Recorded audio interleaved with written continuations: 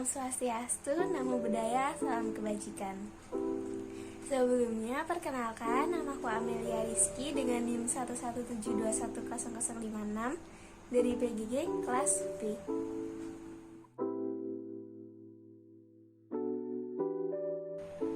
Sebelum kita lanjut, untuk mempelajari apa aja sih alat-alat yang ada di teknik geomatika, lebih baiknya kita mengenal dulu apa sih itu teknik geomatika.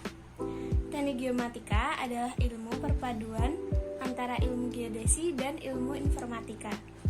Maka dari itu, program studi ini mempelajari bagaimana mengintegrasikan pengumpulan, pemodelan, analisis, hingga manajemen data spasial yang berdasarkan pada ilmu geodesi. Alat-alat ini dapat dibagi menjadi 3, yaitu alat ukur tanah, alat ukur air, dan juga alat ukur udara. Untuk alat ukur tanah sendiri mencakup total station, theodolit, waterpass, meteran, dan juga kompas. Yang pertama yang akan kita bahas yaitu adalah total station. Total station merupakan alat ukur jarak dan sudut, horizontal dan juga sudut vertikal secara otomatis.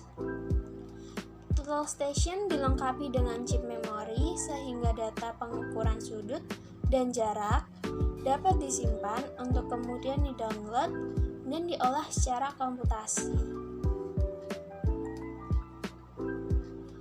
Kemudian yang selanjutnya adalah theodolit. Theodolit sendiri ialah instrumen presisi untuk mengukur sudut di bidang horizontal dan vertikal. Mirip seperti total station, theodolit juga merupakan salah satu alat ukur tanah yang digunakan untuk menentukan tinggi tanah dengan sudut mendatar dan sudut tegak. Fungsi dari theodolit sendiri yaitu mampu mengukur sudut ketinggian tanah sesuai yang diinginkan, mengetahui ketinggian dari bangunan bertingkat seperti gedung pencakar langit. Dan yang terakhir yaitu untuk membantu proses pembuatan pemetaan secara lebih rinci dan detail. Cara kerja theodolit sendiri tidak berbeda jauh dengan cara kerja teleskop. Theodolit mencakup sebuah teleskop yang dipasang pada bulatan sehingga pengguna dapat memutar alat ini mengelilingi sumbu vertikalnya. Kemudian yang selanjutnya adalah waterpass. Waterpass merupakan alat yang berfungsi untuk mengukur atau menentukan sebuah benda dalam garis posisi rata baik pengukuran secara vertikal maupun horizontal. Waterpass sendiri biasanya terbuat dari bahan kayu dengan tepi kuningan dan panjang 120 cm.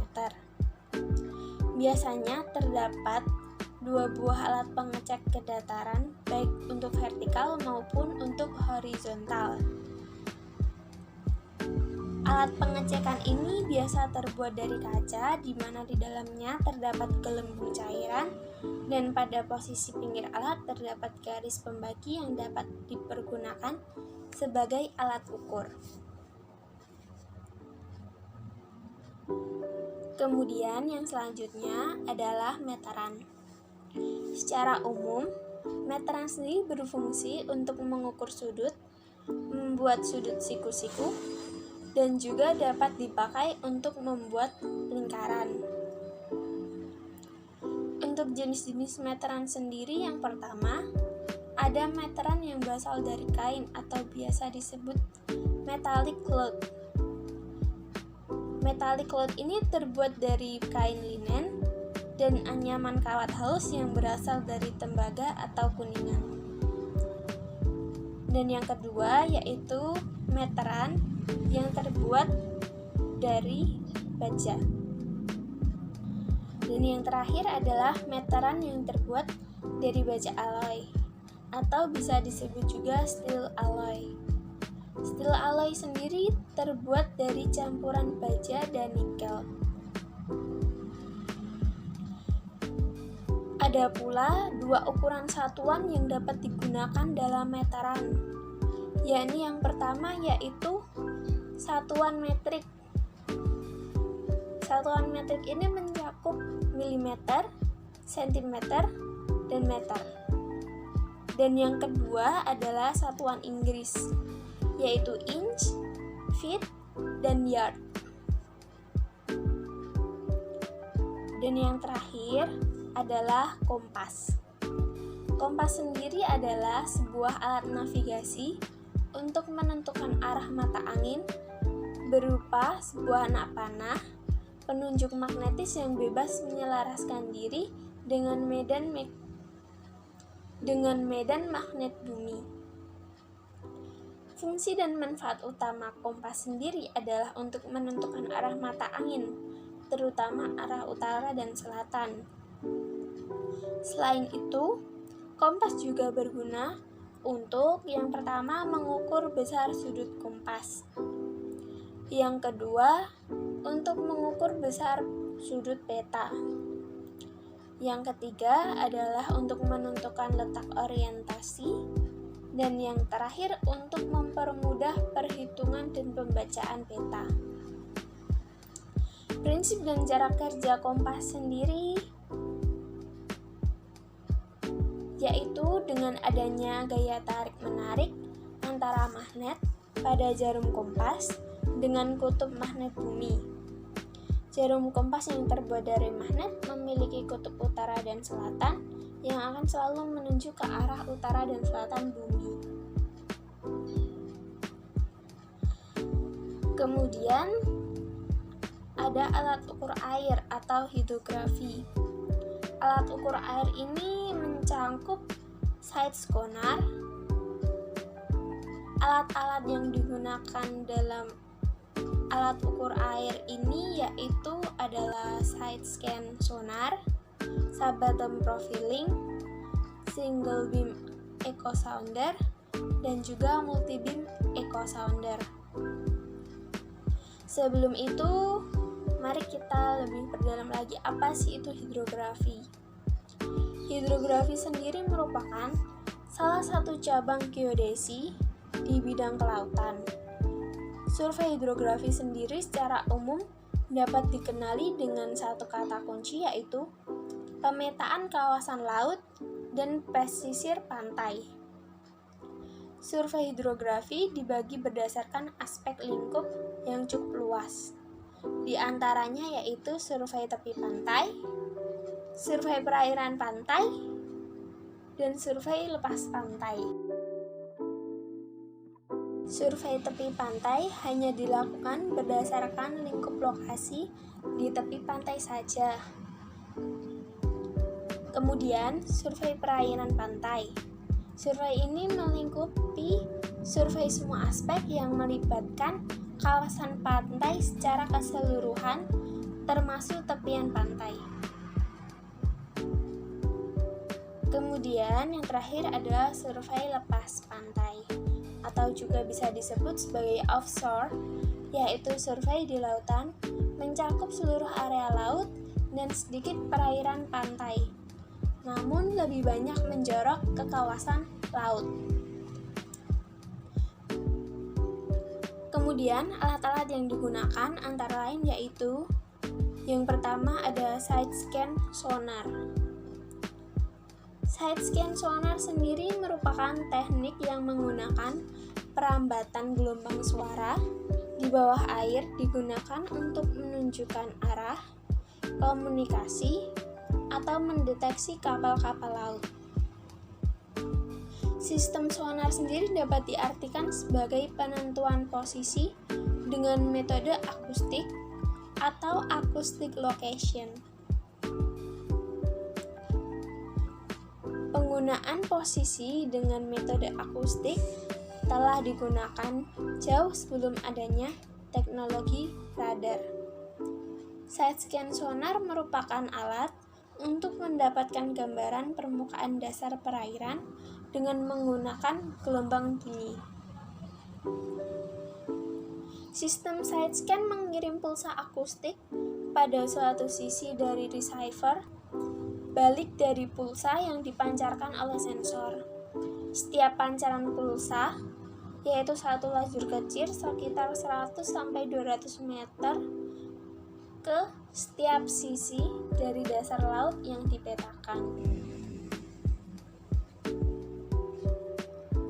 Kemudian yang selanjutnya adalah sub-bottom profiling. Sub-bottom profiling sendiri merupakan suatu sistem pengidentifikasi dan pengukur variasi dari lapisan-lapisan sedimen yang ada di bawah permukaan air. Sistem akustik yang digunakan dalam penentuan sub-bottom profiling hampir sama dengan alat yang ada pada echo sounder. Sumber suara memancarkan sinyal secara vertikal ke bawah, menyusuri air, dan receiver memonitor sinyal balikan yang telah dipantulkan dari dasar laut. Batasan antara dua lapisan memiliki perbedaan ciri akustik, yaitu sistem menggunakan energi pantulan untuk mengumpulkan informasi lapisan-lapisan sedimen di dasar permukaan air.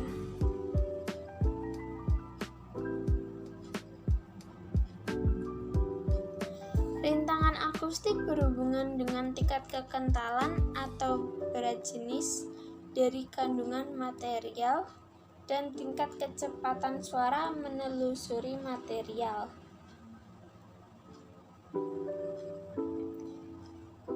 Dari pancaran gelombang suara yang terhalang akan dikembalikan atau dipantulkan kembali ke receiver berupa data yang menunjukkan profil dari permukaan dasar laut atau penghalang tersebut, mengingat permukaan dasar laut itu tidak rata.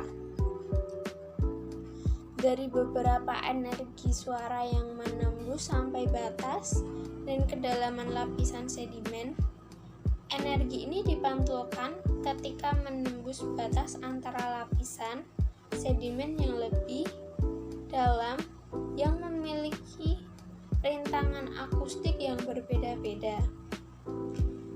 Sistem ini menggunakan energi yang dipantulkan oleh lapisan-lapisan untuk membentuk penampang dari berbagai sub-bottom lapisan-lapisan sedimen. Beberapa parameter dari sonar atau tenaga keluaran, frekuensi dari sinyal, dan panjang gelombang pulsa yang dipancarkan ini mempengaruhi performa dari alat yang digunakan. Kemudian yaitu ada single beam echo sounder. Single beam echo sounder sendiri merupakan alat ukur kedalaman air yang menggunakan pancaran tunggal sebagai pengirim dan menerima sinyal gelombang suara.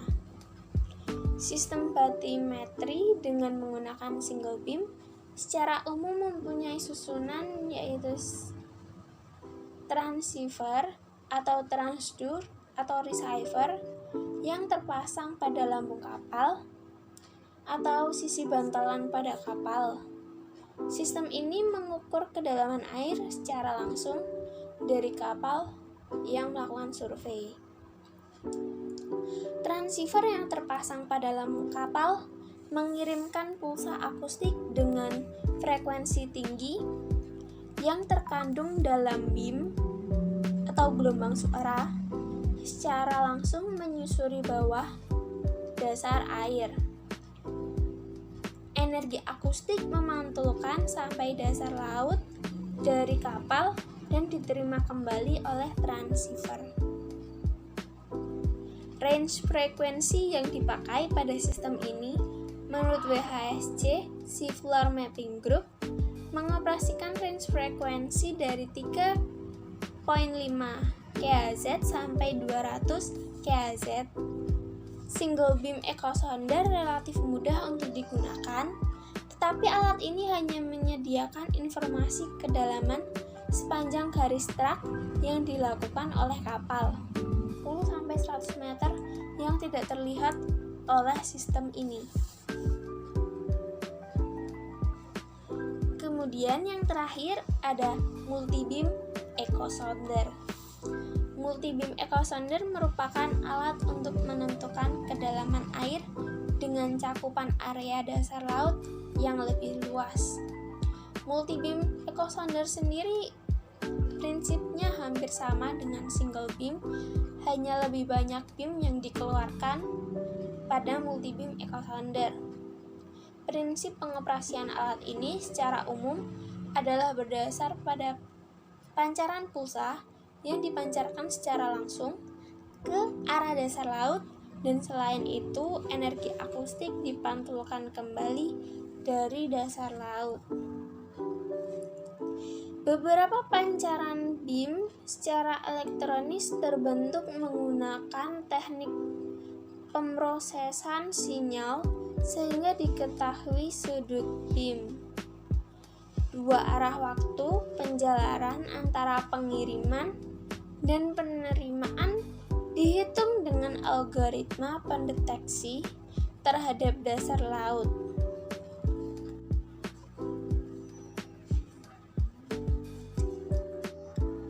Dengan penjejakan sinar, sistem ini dapat menentukan kedalaman dan jarak transversal terhadap pusat area liputan.